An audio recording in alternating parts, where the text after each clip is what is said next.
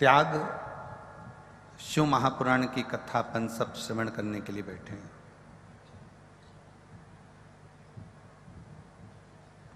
और इस त्याग शिव महापुराण की कथा का लक्ष्य है कि बुरा विचार हमारे भीतर अगर आ जाए, बुरे विचार हमारे अंदर अगर प्रवेश कर जाए तो हम उसका त्याग कर दें।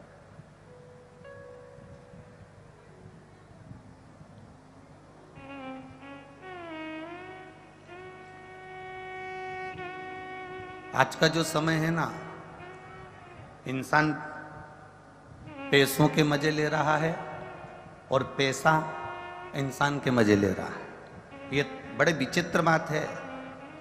दुनिया को लगता है कि हम पैसे का मजा ले रहे हैं, खूब बाजार गए, चाउमीन खाई, चमक लड्डू खाया, गोलगप्पा खाया, पानी पूरी खाई, बर्गर खाया, चाउमीन खाया, इडली सांभर खाया, डोसा खाया, चाट खाई, लस्सी पी। दुनिया के लोग पैसे का मजा ले रहे हैं और पैसा दुनिया के लोगों का मजा ले रहा है।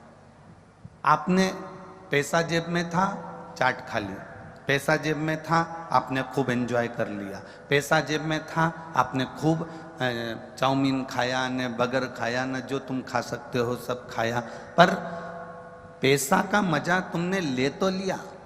अब पैसा तुम्हारा कैसे मजा लेता है कि तुमने पैसा देखकर अपनी ऐश और आराम की जिंदगी जी, खूब एंजॉय करा, खूब अलमस्ती छानी, पैसे का खूब आनंद लिया। अब पैसे ने तुम्हारा मजा लेना चालू करा। मालूम पड़े तुमने जो खाया था वो शरीर में पचा नहीं, तो मालूम पड़े अब डॉक्टर के पास गए। मतलब पहले तुम पैसे का मजा ले रहे हो, फिर पैसा तुम्हारा मजा लेता है। तुम्हें डॉक्टर के घर जाना पड़ता है, बार बार इलाज कराने जाना पड़ता है, बार बार दौड़कर दिखाने जाना पड़ता है। कहीं घुटना दुख रहा है, कहीं पेट में दर्द हो रहा है, कहीं छाती में दर्द हो रहा है, कहीं सिर में दर्द हो रहा है। तो ये मत सोचना कि ये किसी ने कुछ कर दिया होगा। किसी की सामर्थ्यता नहीं कि कोई तुम्हारा बुरा कर दे। बुरा करने की सामर्थ्यता किसी की नहीं होती।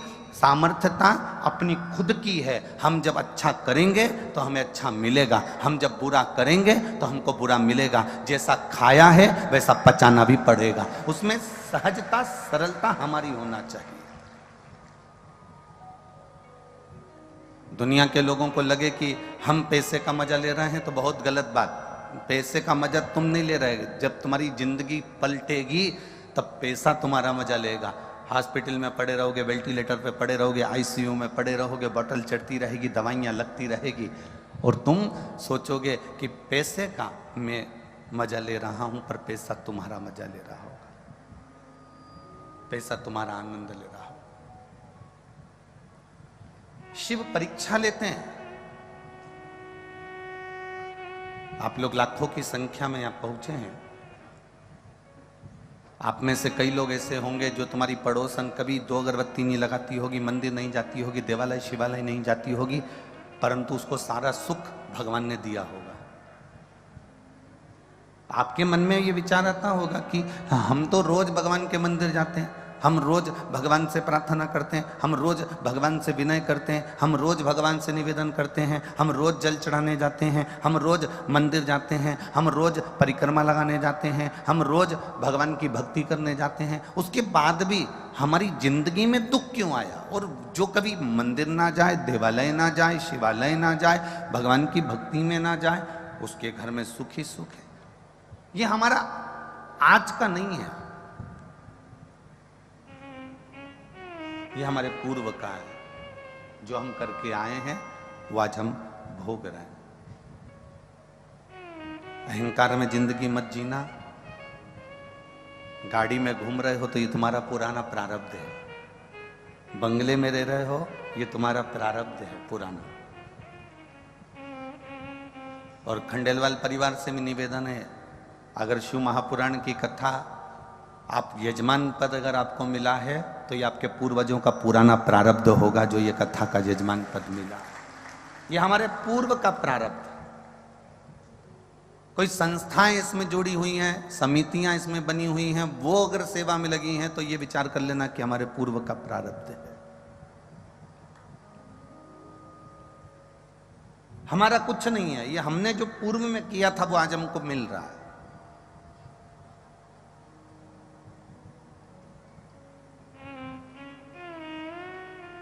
इसलिए पहले भी कहा, मत बुरे कर्म कर बंदे वरना पछताएगा, भगवान की आंखों से तू बच नहीं पाएगा, तू बच नहीं पाएगा। अरे ओ अज्ञानी मत करना दानी, अरे ओ अज्ञानी मत करना, तेरे कर्म का फल भी तू ही पाएगा, जैसा किया तूने तेरे आगे आएगा।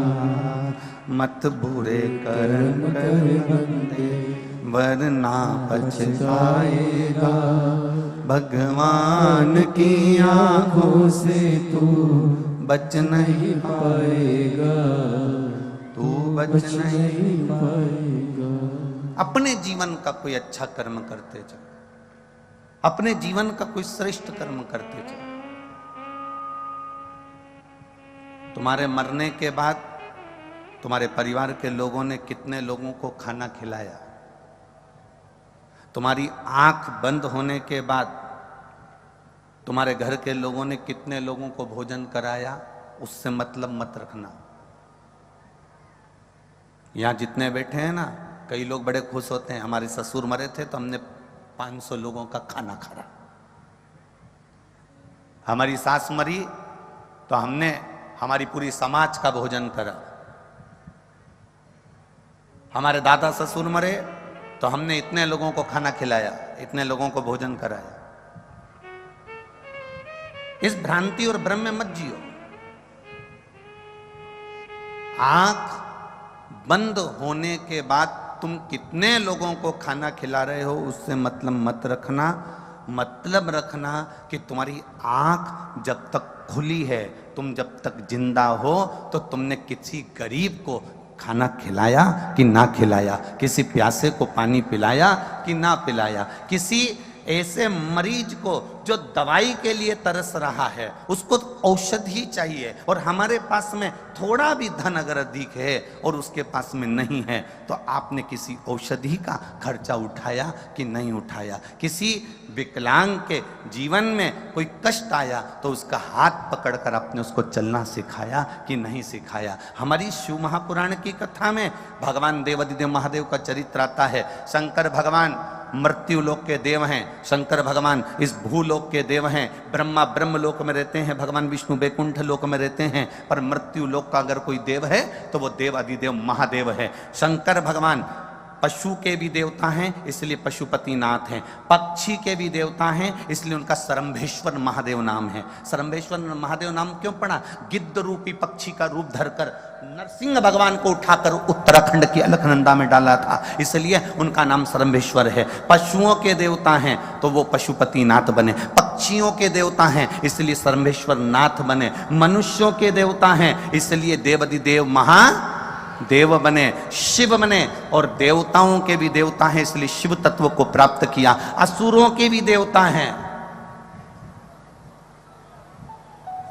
जलचर थलचर वायुचर जितने जितने जीव हैं संसार में सबका देव एक, वो है देव अधिदेव महादेव। नेत्र बंद होने के बाद तुमने कितने लोगों को भोजन कराया वो मायना नहीं रखता, तुम्हारे मरने के बाद कितने लोगों ने खाना खाया वो मायना नहीं रखता। मायना ये रखता है कि तुम्हारे नेत्र खुले हैं, तुम जिंदा हो, तब तक तुमने कौन सा परमार्थ का कार्य करा, तुमने कौन सा अच्छा कार्य करा, मूल वह है।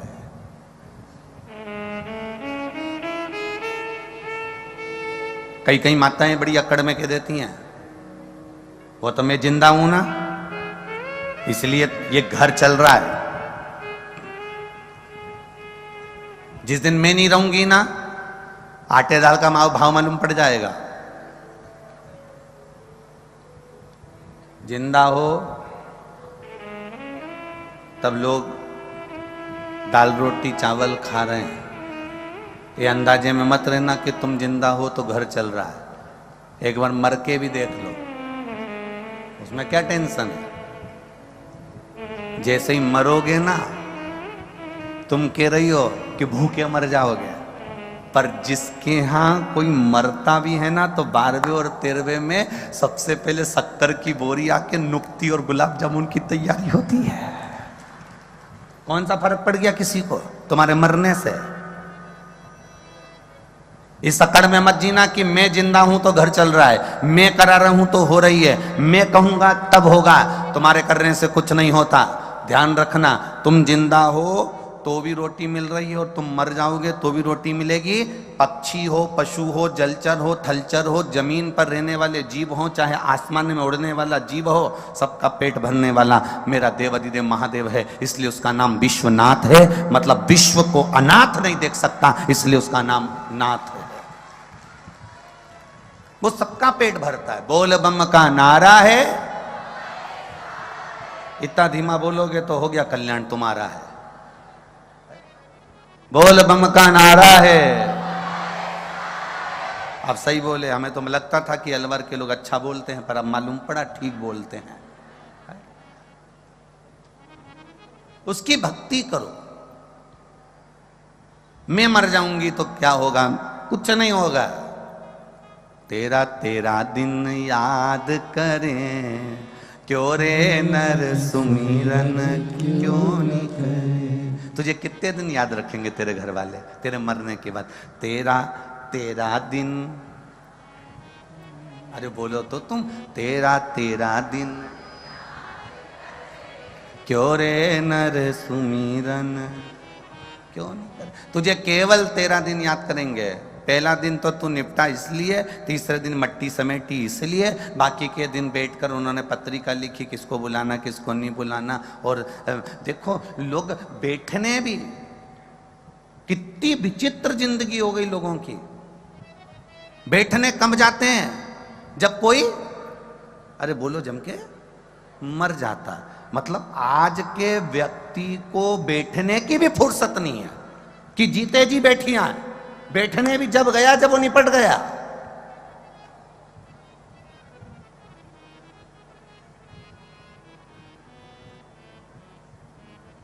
इतनी सी फुर्सत नहीं लोगों को कि वो हॉस्पिटल में बीमार है, तुम्हें मालूम पड़ गया कि उसकी तकलीफ ज्यादा है, तबीयत ज्यादा खराब है, नहीं गए, नहीं गए। और अब वो चले गया, तब लोग बैठने के लिए गए। घर की बहुएं भी आंख में से आंसू ढा रही हैं, रो रो के बोल रही हैं, रात्रि को तो अच्छे ही थे, खूब बढ़िया थे, 3-4 मक्का की रोटी खाई थी, गुड़ और कड़ी भी खूब खाए थे, पर सुबेरे मालूम नहीं पड़ा कब चलेगा। बताओ। अब 2-4 को बताया, ये गई, उसके बाद 2-4 और आ गई, उन्होंने फिर वो बैठने आई, बहुत अच्छे थे, फिर बताना चालू करा, रात को तो अच्छे थे, 2-4 मक्का की रोटी खाई, कड़ी और गुड़ खाया, मर गए, मालूम नहीं पड़ा। फिर वो चली गई, फिर किसी को बताया। पूरे 10 दिन जो आता है उसको एक ही चीज बताई जाती है, इससे अच्छा एक सीडी भरवा लो और एक प्लेयर बाज में रख लो, उसमें तुम बस पल्लू डाल के ऐसी बैठी रहो और बस ऐसी बटन दबा दी और वो प्लेयर बोलता रहेगा कि कैसे मरे। अरे किसी के मरने के बाद बैठने क्यों जाते हैं? गरुड़ पुराण में कहा कि 10 दिन तक जीवात्मा उसकी अटारी पर रहती है। जब हम बैठने जाते हैं 10 दिन उसके घर में भगवान का भजन होना चाहिए, राम नाम, कृष्ण नाम, शिव नाम जपना चाहिए। क्यों? वो जो गया है वो अटारी पर 10 दिन तक गरुड़ पुराण कहती है वो जीव रहता है। 10 दिन हम जितना भजन करते हैं उस जीवात्मा को प्राप्त होता है और उसका कल्याण हो जाता है। पर भजन कोई नहीं करता, सब गए, बैठे, उठे, चल दिए, बैठे, माला चढ़ाई, फूल चढ़ाया, चल दिए, पर कोई ऐसा नहीं होगा जो थोड़ी देर बैठकर राम नाम, कृष्ण नाम, शिव नाम भजन करता हो। किसी को फुर्सत नहीं। किसी के उठावने में, उठावना जानते हैं आप लोग? इधर इधर साइड होता है उठाओ ना, वो लोग फोटो पे माला चढ़ा के टेबल पे रख देते हैं और बहुत सारे लोग इकट्ठे होके आते हैं, लेडीज इधर बैठ जाती है, जेंट्स इधर बैठ जाते हैं, सब लोग इकट्ठे होके बैठे, थोड़ी देर बाद चले जाते हैं। 4 बजे का इंतजार करते, 3 बजे का इंतजार करते, बस टाइम देख के आते हैं कि 4 बजने में कितनी देर है, 5 मिनट, तो 5 मिनट पहले पहुंचेंगे, बैठेंगे, चल देंगे ना। किसी के यहां जाओ तो भगवत भजन के लिए जाओ, स्मरण के लिए जाओ, एक लगन लगाकर जाना कि मुझे शिव तत्व की भक्ति प्रदान करना, लेना भी है देना भी है।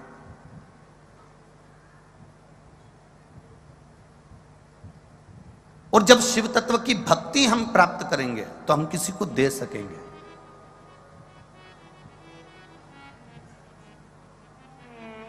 कुछ है आपके पास में तो आप दोगे, कुछ नहीं है आपके पास में तो आप कुछ नहीं दोगे।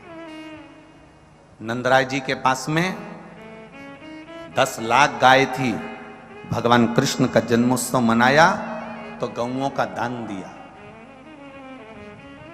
राजा जनक जी के पास में माणिक रतन थे, बेटी सीता जी का जन्मोत्सव मनाया तो माणिक रतन दिए। दशरथ जी के घर में जो था, राम जी के जन्मोत्सव पर उन्होंने वो लुटाया। हमारा निवेदन केवल आपसे है कि आप अपनी जिंदगी में आपके पास जो हो आप वो लुटाओ ना। हमने तो कभी इस व्यासपीठ से नहीं कहा कि तुम लाखों की संपदा लुटा दो, करोड़ों का धन लुटा दो, बहुत सारा पैसा लुटा दो। हमने कभी ये नहीं कहा आपसे कि आप करोड़ों की जायदाद लुटा दो। हम तो इतना कहेंगे कि आपको परमात्मा ने जन्म दिया था, 21,600 श्वास परमात्मा ने देकर भेजा था, 3.5 करोड़ रोम छिद्र परमात्मा ने देकर भेजे थे। 21,600 श्वास तुम्हारे पास में हैं। आप धन मत लुटाओ, आप संपदा मत लुटाओ, आप वैभव मत लुटाओ। आपसे तो केवल इतना निवेदन है, 21,600 श्वास जो परमात्मा ने तुमको दी है, उस 21,600 श्वास में जो तुम राम नाम, कृष्ण नाम, शिव नाम ले रहे हो, वो भजन दुनिया को लुटाने का कार्य प्रारंभ कर दो। जीवन का एक आनंद की अनुभूति अपने आप आपको प्राप्त हो जाएगी।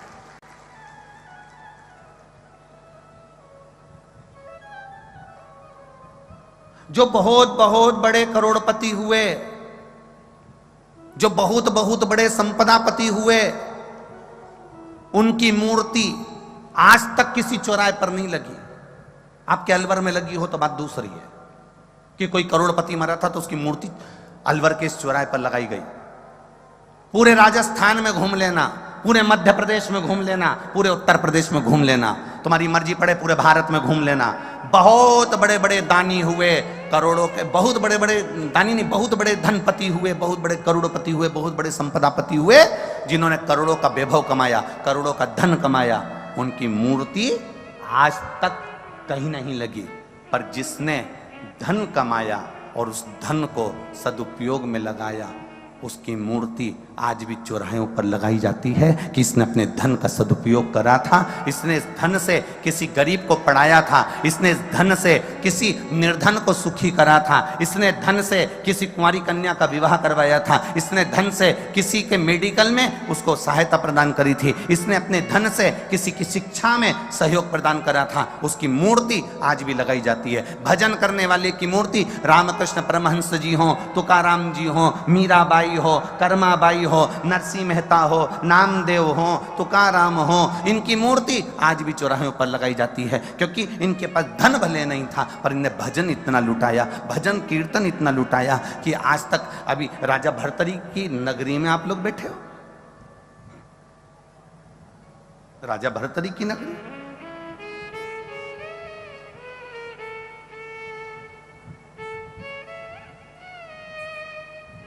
जिनको अपनों ने चोट दे दी और वो संत साधु बनकर, सन्यासी बनकर तप साधना में लीन हो गए।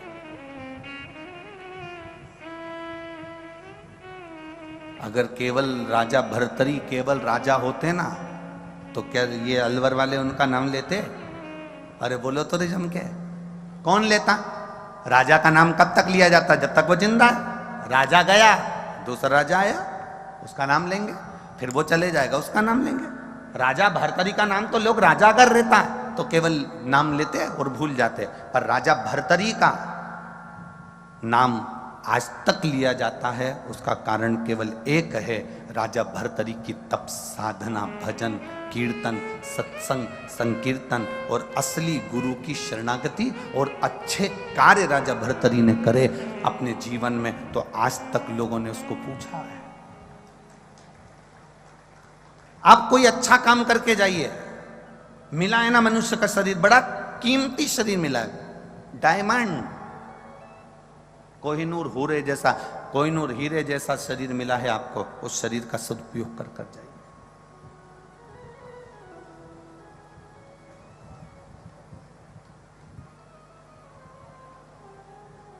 ये जितने बैठे हो ना, और जितने लोग आस्था चैनल पर कथा सुन रहे हो, जितने फेसबुक यूट्यूब पर कथा सुन रहे हो, तुम अपने आप को कम कीमत वाला मत समझना, करोड़ों में कीमत है तुम्हारी, बड़े कीमती हीरे हो तुम। बस अपने आप को हमें मेहनत कर कर, कर्म कर कर, परिश्रम कर कर अपने आप को हमें निखारना है, अपने आप को निखारना है। कोई बाबा, जोगी, संत, साधु, सन्यासी, तपस्वी, साधक, उपासक आपसे ये जरूर कह देगा कि आपको परिश्रम तो करना पड़ेगा। तुम किसी बाबा के चक्कर में, कहीं योगी सन्यासी के चक्कर में आ जाओ और वो तुमसे कह दे मेरे पास बैठ जाओ, ऐसी जड़ी घुमाऊंगा और तुम्हारे लिए सोने का हंडा निकाल के दे दूंगा, ऐसा महाराज संसार में मिलना मुश्किल है। केवल समझ लेना कि बेवकूफ बना रिया है कि हंडा निकाल कर दे देगा। मेहनत करोगे, कर्म करोगे, परिश्रम करोगे, और परिश्रम करते करते, अपनी मेहनत को करते करते मेरे शंकर को, मेरे राम को, मेरे कृष्ण को, मेरे शिव को समर्पित कर कर, समर्पण कर कर अपने परिश्रम को पूर्ण जोश शोश में करोगे तो जिंदगी का सारा फल तुम्हारे हाथ में होगा। अपने कर्म को प्रबल मानकर आगे बढ़ना।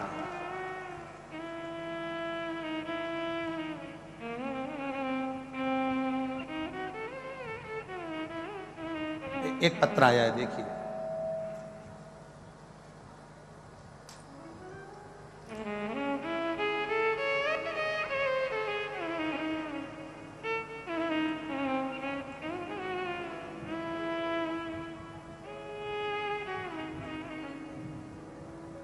मैं प्रभा फौजदार, निवासी नदबई, भरतपुर, राजस्थान। नदबई सही बोला है ना? नदबई है कि और कुछ है? नदबई है, हाँ ठीक है।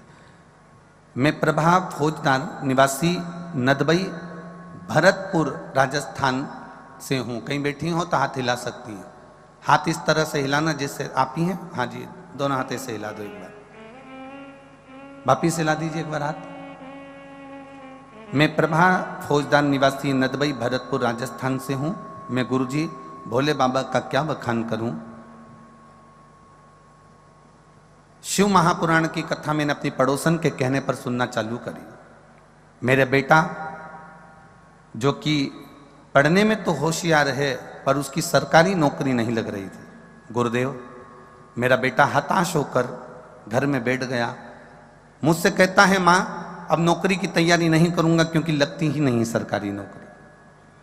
मैंने मेरे बेटे से कहा, वो सीओर वाला महाराज कहता है इतनी मेहनत करो, इतनी मेहनत करो, इतना परिश्रम करो, इतना कर्म करो कि परमात्मा तुम्हारा साथ देगा। और उसके साथ में शंकर भगवान को एक लोटा जल चढ़ा, एक बेलपत्र शहद लगाकर शिव को समर्पित कर कर जाना। अपनी मेहनत के साथ में विश्वास भी पूर्ण करना। खूब पढ़ाई कर, खूब मेहनत कर और उसके साथ में शंकर पर भरोसा पूरा कर। माँ सब भरोसा कर कर देख लिया, मैं नहीं निकलता। मैंने फिर अपने बेटे से कहा अब की बार मेहनत करो, शंकर जी पे एक लोटा जल चढ़ाना चालू कर। जितना जल चढ़ाएगा और जितना पड़ेगा उतना तुझे फल प्राप्त होगा। मेरे बेटे ने पढ़ना भी प्रारंभ करा, जल चढ़ाना भी प्रारंभ करा। मैंने इंदौर की शिव महापुराण की कथा सुनी, वहाँ बाबा से विनती कर आई। आप कहते हो ना गुरुजी कि पंडाल में बैठकर जो बोला जाता है बाबा वो देता है। मैंने प्रैक्टिकल करा, मैं भी गई भरतपुर से इंदौर और कथा पंडाल में बैठकर सुनी और वहाँ सुनकर बाबा से विनती कर कर आई और मेरे बेटे से कहा तू अब की बार इतनी मेहनत करना, सियोर वाला महाराज कहे परिश्रम पूरा करना और एक बेलपत्री शिव को चढ़ा कर जाना। मेरा बेटा गया और आज बाबा को मैं दंडवत प्रणाम करने इस अलवर की भूमि पर आई हूँ, क्योंकि मेरे बेटा रेलवे में स्टेशन मास्टर के पद पर चयनित हो गया है। आज मैं बाबा को यहाँ पर दंडवत प्रणाम करने के लिए आई हूँ। बधाई हो माँ आपको, एक बार वापिस हाथ हिला दो। श्री शिवाय नमस्तुभ्यम। बहुत बहुत साधुवाद। बैठिए। शिव तत्व इसी को कहते हैं।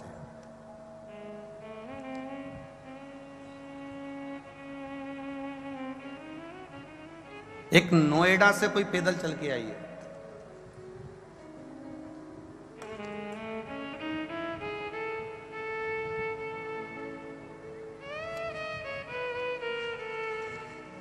एक कोई नोएडा से पैदल चल के आई है,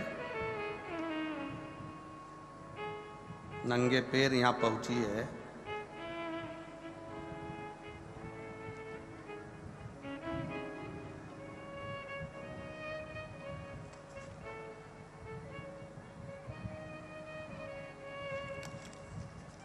इसमें नाम उसका, कहीं बैठी हो तो हाथ हिला देना। नोएडा से पैदल आई हैं, जिनके बेटे का जॉब लगा है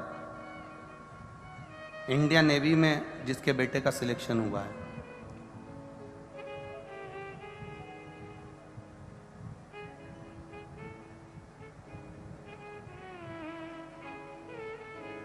कहीं बैठी हैं क्या?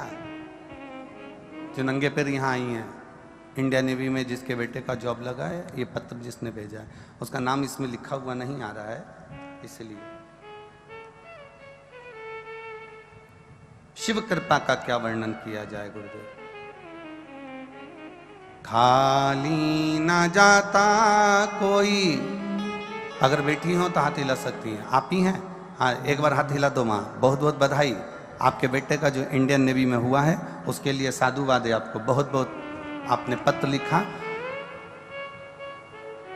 गुरुदेव, शिव महापुराण का क्या वर्णन करें।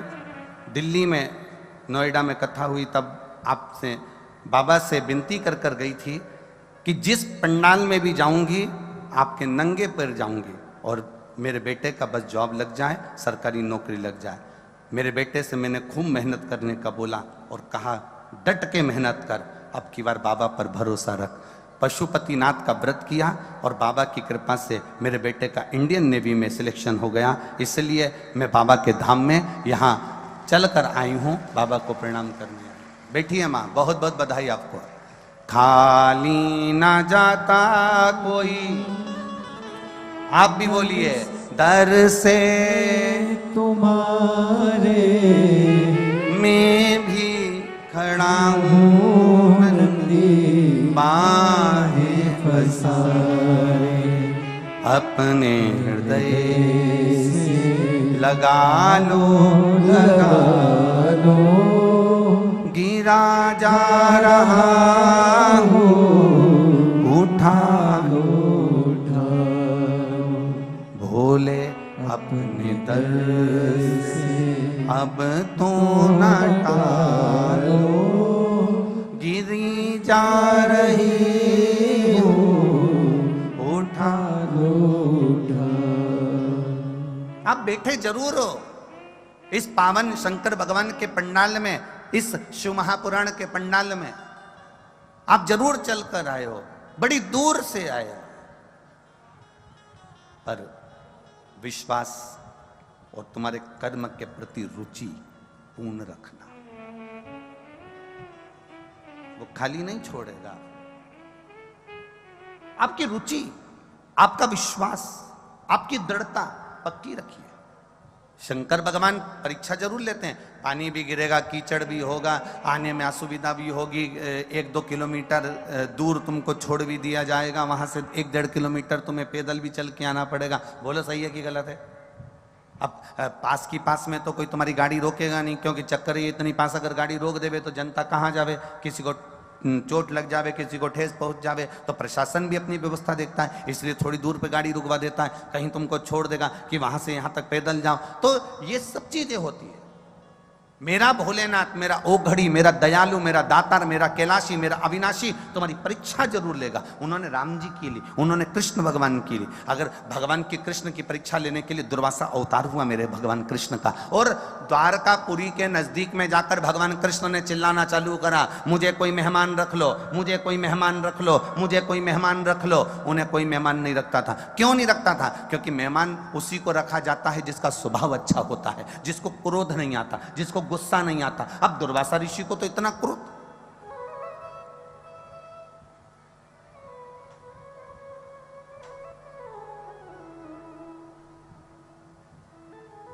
दुर्वासा बाबा को कितना क्रोध, जरा सी गलती हो जाए तो गुस्सा हो जाए। तुम भी अपने घर में शादी में उन्हीं मेहमानों को बुलाना पसंद करते हो जो अच्छे से रहे। जो फूफा जी ज्यादा मुंह फुलाते हैं ना, उनको फिर लोग पंजेरी खा के फू और फा कर देते हैं।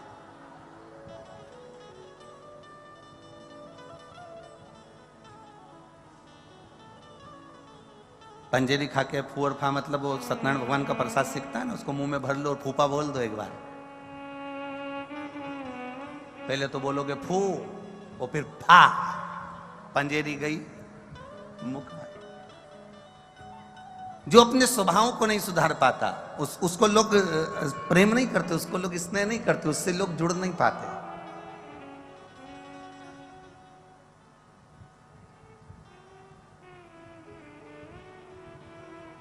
अच्छा, कई लोग कहते हैं गुरुजी हम जब तक गुस्सा नहीं करते ना तब तक कोई काम नहीं होता। हम कहते हैं ऐसा नहीं है कि तुम गुस्सा करोगे तो काम नहीं होगा या गुस्सा करोगे तो होगा। प्रेम से भी सब कुछ हो सकता है, सब कुछ। ऐसा नहीं है कि प्रेम बिना नहीं होगा। नहीं नहीं गुरुजी, प्रेम से आज के जमाने में कुछ नहीं होता। हम कहें पत्नी चिल्लाकर बात करती है, पत्नी अपशब्द कहकर बात करती है, पत्नी आड़े टेढ़े संबोधन देकर बात करती है, पति उसका संबोधन का पलटवार हमेशा प्रेम से ही करता है। एक पत्नी ने पति से कह दिया तुम में तो अक्ल नहीं है, तुम तो जानवर हो। इतने में पति ने भी कह दिया तू झूठ नहीं बोल रही, बिल्कुल सत्य कहती है, तू मेरी जान और मैं तेरा वर। तू गलत कहां बोल सकती है? तू जान है और मैं वर हूं, उसमें अंतर क्या है? वो पलट दे रहा है, जवाब दे रहा है, पर उसमें क्रोध नहीं है, उसमें चिड़चिड़ाहट नहीं है, उसमें वात्सल्यता है, उसमें प्रेम है।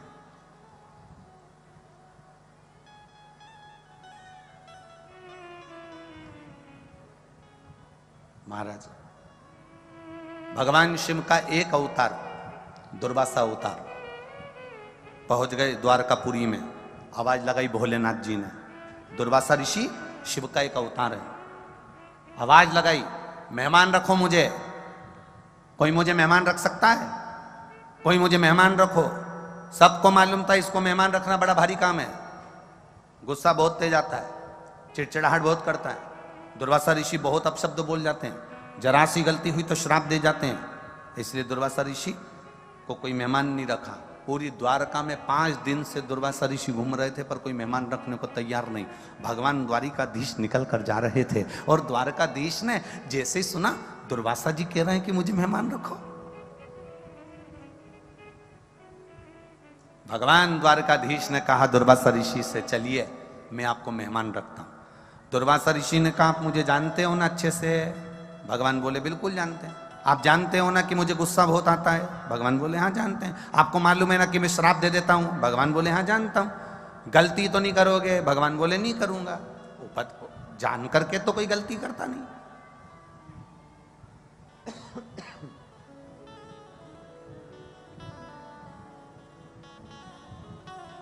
चलिए चलो,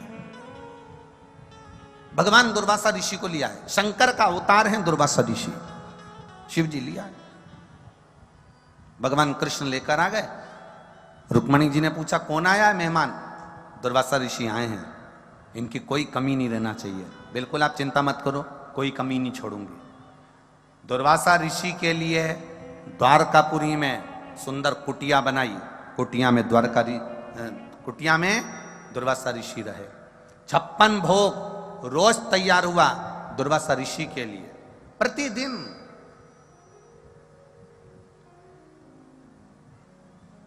प्रतिदिन 56 भोग तैयार, क्योंकि कब क्या मांग ले कोई भरोसा नहीं। आज दुर्वासा ऋषि भोजन कर रहे थे और भोजन करते करते तभी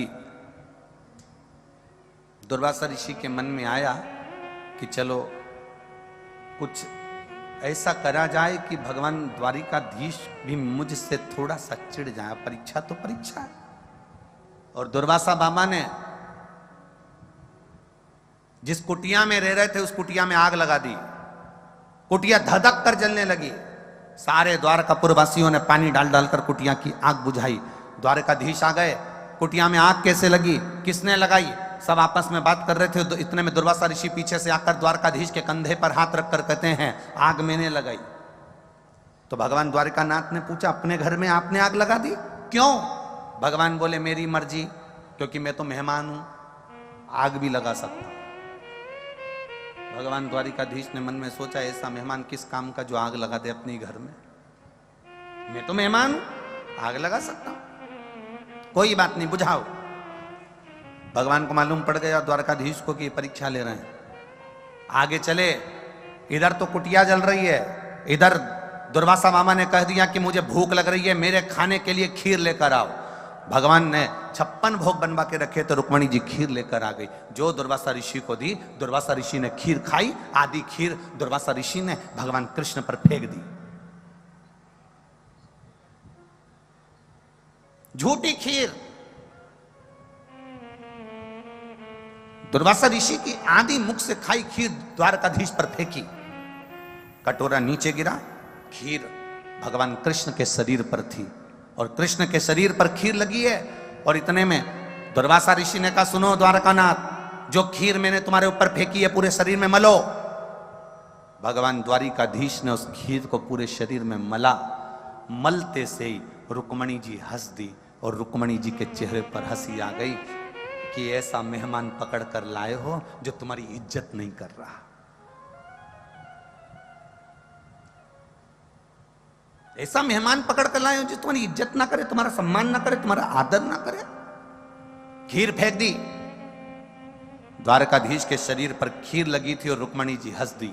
हंसते से ही दुर्वासा ऋषि को क्रोध आ गया और दुर्वासा बाबा ने कहा सुनो कृष्ण, आज पूरी द्वारका घूमने के लिए जाऊंगा, पैदल चलकर नहीं जाऊंगा, रथ पर बैठकर जाऊंगा। पर रथ में ना घोड़ा जुतेगा ना घोड़ी जुतेगी, उस रथ को खींचने के लिए रुक्मणी जुतेगी। रथ को रुक्मणी खींच कर लेकर जाएगी, ना घोड़ा ना घोड़ी लगेगी, रुक्मणी लगे रथ पर। द्वारकाधीश ने रुक्मणी को रथ में लगा दिया। पीछे पीछे द्वारिका के नाथ खीर में भिड़े हुए चल रहे हैं। रथ दुर्वासा ऋषि चलवा रहे हैं। रुक्मणी जी थोड़ी दूर तक रथ खींची, बाद में चक्कर खाकर नीचे गिर गईं। गिरते से ही तभी दुर्वासा ऋषि ने उन पर जल का छींटा दिया और जल का छींटा देकर कहा सुनो द्वारकानाथ, द्वारकाधीश, इस रुक्मणी ने मेरी हंसी उड़ाई है, मुझे द्वारका का पूरा दर्शन नहीं कराया, इसलिए तुम्हें द्वारकाधीश अपने महल से, अपने नगर से इस रुक्मणी का त्याग करना पड़ेगा। आज भी द्वारकापुरी में द्वारकाधीश के मंदिर से रुक्मणी का मंदिर कोसों दूर है, क्योंकि दुर्वासा ऋषि भगवान शंकर ने भगवान कृष्ण से कहकर रुक्मणी का त्याग करवा दिया था। तब भगवान दुर्वासा ऋषि ने कहा हे कृष्ण, मैंने तुम्हारे शरीर पर खीर दी थी, वो खीर तुमने पूरे शरीर पर नहीं लगाई। भगवान कृष्ण कहते हैं, द्वारकानाथ कहते हैं दुर्वासा जी, मैं जानता हूं आप शिव हो, आप शंकर के अवतार हो, मैं जानता हूं। तो भगवान दुर्वासा ऋषि ने कहा मैंने तुझे खीर दी थी, प्रसाद दिया था, तूने पूरे शरीर में नहीं लगाया। इतने में दुर्वासा ऋषि के शब्द सुनकर द्वारिकानाथ कहते हैं प्रभु पूरे शरीर में लगाया। भगवान दुर्वासा जी ने कहा पूरे शरीर में लगाया, पर पांव के तलवे में नहीं लगाया। भगवान कृष्ण कहते हैं संत और गुरु की खाई प्रसादी होती है, प्रसाद को पांव के तलवे में कैसे लेता, इसलिए मैंने खीर को पांव के तलवे में नहीं लगाया। मेरे दुर्वासा बाबा शंकर के अवतार, शिव के अवतार दुर्वासा ऋषि कहते हैं सुनो द्वारकानाथ, तुमने खीर पूरे शरीर में लगाई पर पांव के तलवे में नहीं लगाई, इसलिए तुम्हारे प्राण छूटेंगे तो पांव के तलवे से छूटेंगे। इसलिए शंकर कवच देते हैं, शिव कवच प्रदान करते हैं। पांव के तलवे में वो खीर नहीं लग पाई थी, इसलिए जरा नाम के व्याघ्र ने जो बाण छोड़ा था वो कहां लगा था? द्वारकाधीश के पांव के तलवे में लगा। जम के बोलो जरा, कहां लगा? पांव के तलवे में। कई लोग कहते हैं गुरुजी आप कहते हो कि शंकर भगवान पे चढ़ा हुआ जल पीना चाहिए, आप कहते हो कि शिव जी पे चढ़ी हुई बेलपत्र खाना चाहिए, औषधि होती है। कई लोग मना भी करते हैं कि जल नहीं पीना चाहिए, कई लोग कहते हैं कि बेलपत्र नहीं खाना चाहिए, कई लोग इसका विरोध भी करते हैं। तो ये तो दुनिया है। यहां तो शिव महापुराण की कथा क्या, श्रीमद् भागवत तक कह रही है कि शंकर भगवान के अवतार दुर्वासा ऋषि ने द्वारिकाधीश पर खीर फेंकी, पूरे शरीर पर मलने को कहा, पांव के तलवे में मात्र खीर नहीं गई थी, इसलिए भगवान द्वारकाधीश को बाण पांव के तलवे में लगा। जरा विचार करना, शंकर के अवतार दुर्वासा ऋषि की झूठी खीर पूरे शरीर की रक्षा कर सकती है द्वारकाधीश के, तो शंकर भगवान पे चढ़ा हुआ जल हमारे शरीर में पहुंचने के बाद हमारी कजन कितने रोगों से रक्षा कर सकता है।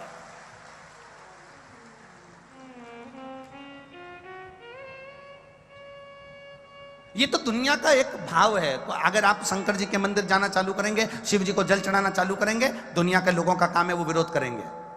आप कोई अच्छा काम करने का प्रण बनाएंगे, ये दुनिया की रीति है, वो विरोध करेगा।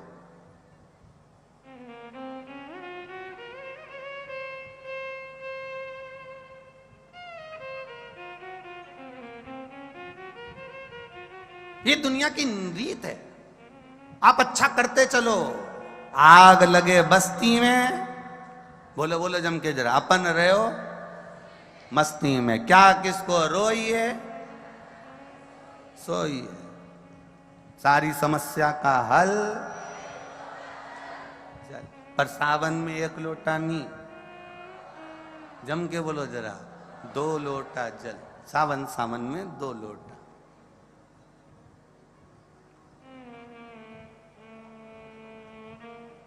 अब इसमें क्या विचार करना है? अब कोई लोग कहें कि शंकर जी पे चढ़ा हुआ जल मत पियो, शिव जी पे चढ़ी हुई बेलपत्र मत खाओ, शंकर पे चढ़ा हुआ प्रसाद नहीं खाना चाहिए, शिव जी को दिया हुआ ये भाग ग्रहण नहीं करना चाहिए। यहां शिव तत्व कर रहा है, यहां शंकर भगवान की कथा कर रही है। जब मेरे भोलेनाथ जी के सामने विष का कटोरा आया, विष का पात्र आया, मेरे शिव जी ने विष पिया, विष पीते से कुछ बूंद नीचे गिरी, नीचे गिरते से भगवान शंकर के प्रिय गण नंदी ने उस विष की बूंद को चाट लिया कि मेरे महादेव के मुख से राल टपकी है। ये राल नंदी चाट गया, था तो विष।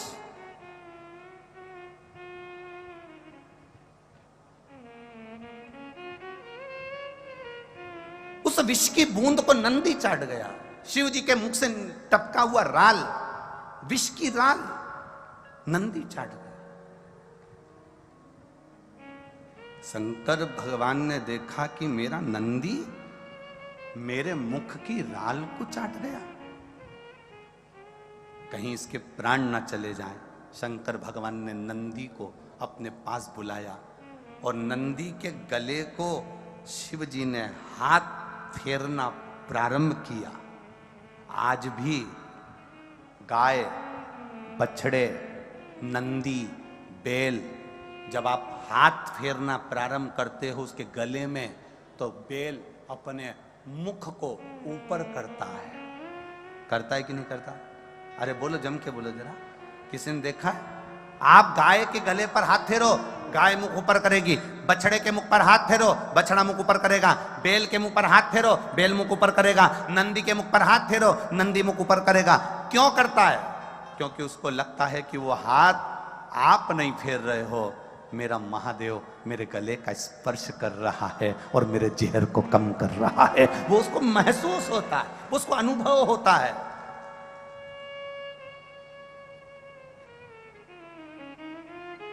छोटे छोटे बच्चे कहते हैं मम्मी देखो मैं एक बहुत अच्छा मैजिक दिखाऊं। मम्मी कहती हाँ कौन सा मैजिक?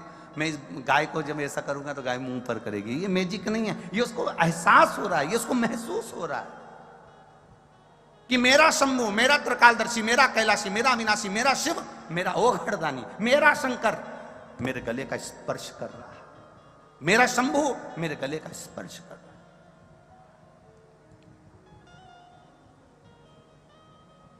केवल वो छूता है तो जहर को भी समाप्त कर देता है, तो उस पे चढ़ा हुआ जल हमारे ना जाने जिंदगी के कितने जहर को समाप्त कर देता है, जिसका हम पान करते हैं।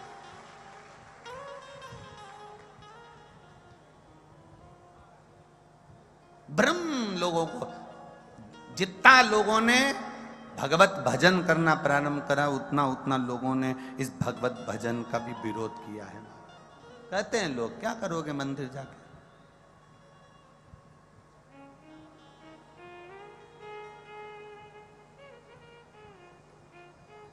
क्यों क्यों मंदिर जानने का क्या? लोग कहते हैं कि गुरुजी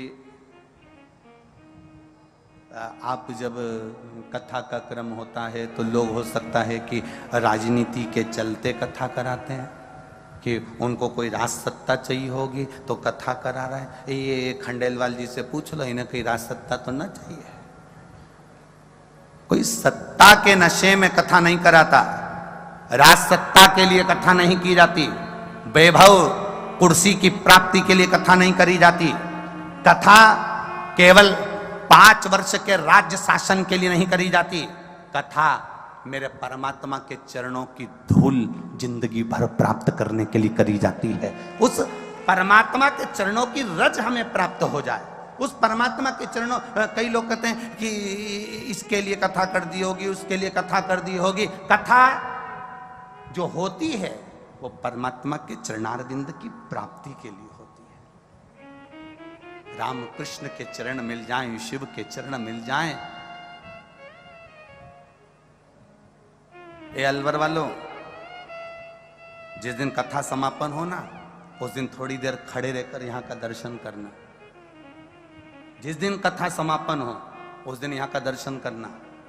जब यहां से लोग जाते हैं ना, तो जहां बैठते हैं वहीं की थोड़ी थोड़ी मिट्टी उठा कर ले जाते हैं। ऐसी कथा कभी जिंदगी में नहीं सुनी होगी कि जहां बैठकर लोग मिट्टी भी भर कर लेकर चले जाते हैं। मैं अलवर वालों से निवेदन करूंगा, तुम्हारे राज्य में, तुम्हारे क्षेत्र में, तुम्हारे इस पुनीत पावन राजा भर्तरी की नगरी में जो कथा हुई हो, उसके अंदाजा लगाकर इस कथा का स्मरण करना और आखिरी तक 7वें दिन तक विचार करना।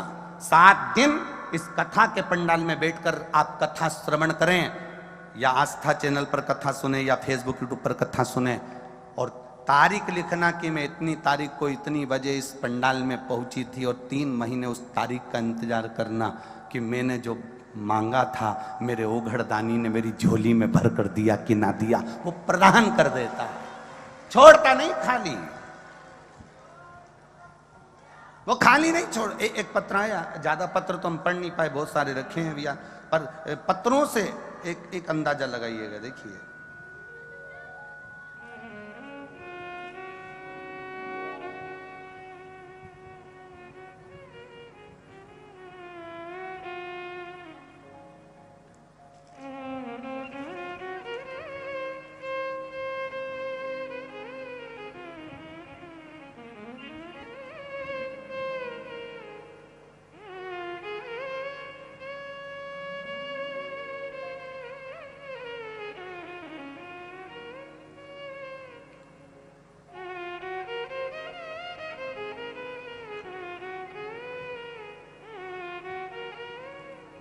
माधुरी चौधरी, जिला भरतपुर, राजस्थान, गांव अरोदा, अरोदा ही है, हाँ, गांव अरोदा। मोबाइल नंबर ये है। जिस पत्र को हम पढ़ते हैं उस पत्र को आप लोग एलईडीओं के माध्यम से, आस्था चैनल के माध्यम से, फेसबुक यूट्यूब के माध्यम से भी पढ़ा करो। शिष्य माधुरी चौधरी, जिला भरतपुर, राजस्थान, अरोदा। मोबाइल नंबर ये है।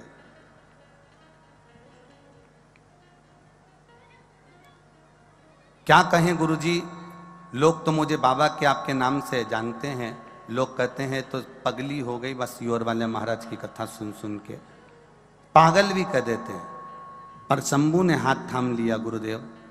1 साल से पूरा परिवार, बच्चे भी मंदिर जाने लगे हैं। सोचा नहीं था जो बाबा ने दिया है गुरुदेव, बहुत है लिखने को, पर इतना ही लिख रहे हैं कि मेरे पापा को कैंसर हो गया था, जो 3rd स्टेज का था, डॉक्टर ने मना कर दिया था। कहीं बैठी हैं, भरतपुर से आई हुई माधुरी चौधरी, कहीं बैठी हो तो हाथ हिला सकती हैं। कहाँ पर बैठी? हाँ ठीक है माधुरी जी, ऐसे हाथ हिला दो एक बार, वापिस हिला दो एक बार। हाँ एक बार वापिस हाथ हिलाओ, ठीक है। हर हर महादेव। पापा को कैंसर हो गया, 3rd स्टेज का कैंसर। डॉक्टरों ने कहा अवस्था देखकर इनके ऑपरेशन की उम्मीद नहीं, पर बचने की भी उम्मीद नहीं। पर बाबा, एक लोटा जल और शंकर पर चढ़ाई गई एक बेलपत्र का मैं क्या वर्णन करूं। पशुपति नाथ का व्रत नहीं है, मेरे देव अधिदेव महादेव उस व्रत के माध्यम से अपने मन की बात सुनते हैं। गुरुदेव, आज मेरे पापा पूर्ण तरह से ठीक हैं, इसलिए मैं भरतपुर से यहाँ प्रणाम करने के लिए आई हूँ। उनका कैंसर समाप्त हुआ है, मैं शिव को नमन करती हूँ। ये शिव तत्व है, योग घड़ी है, ये शंकर। बैठिए बहन, हर हर महा। शिव तत्व इसी को कहते हैं। एक बेलपत्र और एक लोटा जल। आप सुनो, ये हम जरूर ये जरूर कह सकते हैं, हम जजमान परिवार से भी जरूर कहेंगे कि बहुत लोग बाहर खड़े हुए हैं। प्रयास करना कि इन लोगों के बैठने की व्यवस्था भी कल, भले पंडाल नहीं लगे, कम से कम बिछाद की व्यवस्था सबको मिल सके, क्योंकि जितने अंदर हैं तीनों पंडाल में, उससे 1.5 बाहर भी खड़े हुए हैं चारों तरफ। तो इसका स्मरण थोड़ा सा रखें, ये सब लोग जो बाहर खड़े हैं इनको बैठने की व्यवस्था सुचारू हो सके। तो हमारा निवेदन केवल इतना, आप आए हो, आपकी चित्तवृत्ति जमी है, आपका मन इस शिव तत्व की ओर रमा हुआ है, आपका मन भगवत भजन की ओर रमा हुआ है। आप उस भक्ति को अपने भीतर उतारिए, आप उस भक्ति को अपने अंदर उतारने का प्रयास करें, तब शिव शिव है।